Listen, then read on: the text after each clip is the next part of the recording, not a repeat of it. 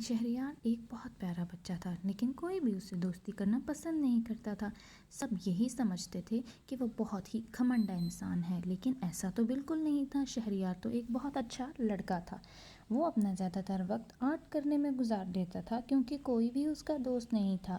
ایک دن وہ آرٹ بنا ہی رہا تھا کہ اس کا آنسو اس کی آرٹ بک پر گرا، اور واؤ، وہاں کیا ہوا! وہاں تو ایک فیری آ گئی۔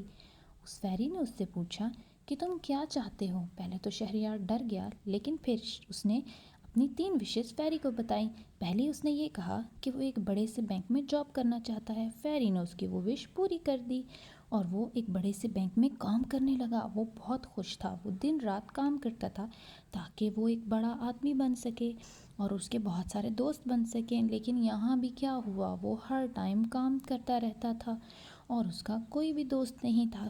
اس چیز سے وہ پریشان ہو گیا کہ اب تو یہاں پر بھی مجھے کام کرنا پڑتا ہے اور میرا کوئی بھی دوست نہیں ہے۔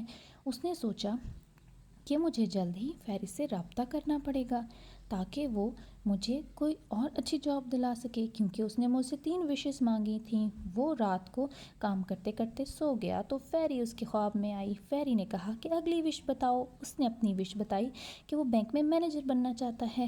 فیری نے اس کی وہ وش بھی پوری کر دی اور وہ بینک میں مینیجر بن گیا۔ وہاں اس کو لوگوں کو ڈانٹنا پڑتا، تنقید کرنی پڑتی۔ وہ اس کام سے بھی تھک چکا تھا۔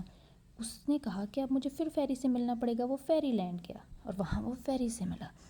فیری نے اسے کہا کہ اب اپنی تیسری اور آخری وش بتاؤ، کیونکہ یہ وش تم مانگو گے اور اس کے بعد تمہیں کوئی وش نہیں ملے گی۔ شہریار نے بہت سوچا۔ اس کے بعد اس نے کہا کہ تم مجھے میری پرانی لائف میں دوبارہ بھیج دو تاکہ میں اپنے دوست بنا سکوں اور خوشی سے زندگی گزار سکوں۔ اس نے اس کو دوبارہ سے اپنی پہلی والی لائف میں واپس بھیج دیا، جہاں شہریار نے اپنے موڈ اور سوئنگز بدلے، دوستوں سے دوستی کرنی شروع کر دی۔ اس طرح سے اس کے بہت زیادہ دوست ہو گئے۔ اس کے ٹیچرز بھی اس کی اس موڈ کے بدلاؤ پر بہت خوش تھے۔ اب وہ اپنا زیادہ تر وقت آرٹ اور اپنے دوستوں کے ساتھ گزارتا تھا۔ اس طریقے سے شہریار نے اپنی بہت سارے دوست بنا لیے۔ اب وہ ان دوستوں کے ساتھ باہر کھیلنے جاتا اور ان کے ساتھ خوشی سے رہتا۔